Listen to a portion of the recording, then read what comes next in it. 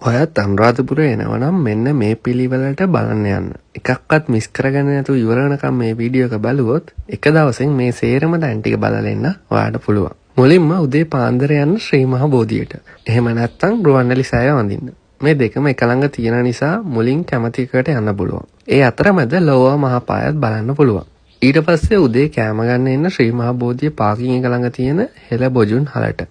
උදේ කෑමෙන් පස්සේ UNESCO sign එකත් බලාගෙන ඔයාලට යන්න පුළුවන් ජේතවනාරාමයට. ඊට පස්සේ තිඹිරි පගුණත් බලාගෙන යන්න පුළුවන් කුට්ටම් පගුණ ළඟට. කුට්ටම් පගුණ ළඟ ඉඳන් අඩිපාර දිගේ යන්න පුළුවන් සමාධි බුද්ධ ප්‍රතිමාව ළඟට. ඊට පස්සේ එතනින් අභයගිරිය තියෙන්නේ තේ ළඟම නිසා එතනටත් ලේසියෙන්ම යන්න පුළුවන්.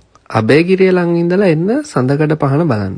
එතන මුරගල එක්ක තව නටබුන් ගොඩක් තියෙනවා බලන්න. ඒ නටබුන් ඔක්කොම බලාගෙන ඇත්පගුණ ළඟට එන්න පුළුවන්. ඊට පස්සේ පිළිවෙලින් ලංකාරාමය, තූපාරාමය බලලා බසවක් කුළුම වැව ළඟින් එන්න පුළුවන් මිරිසවැටිය ළඟට. මිරිසවැටිය ඉඳන් සඳහිරු සෑය ළඟට ගිහිල්ලා එතනින් ඔයාලට ඊළඟට යන්න පුළුවන් ඉසුරුමුණිය විහාරයට. ඔන්න ඔය විදියට ගියොත් එක දවසෙන් මේ සේරම තැන් ටික බලන්න පුළුවන්.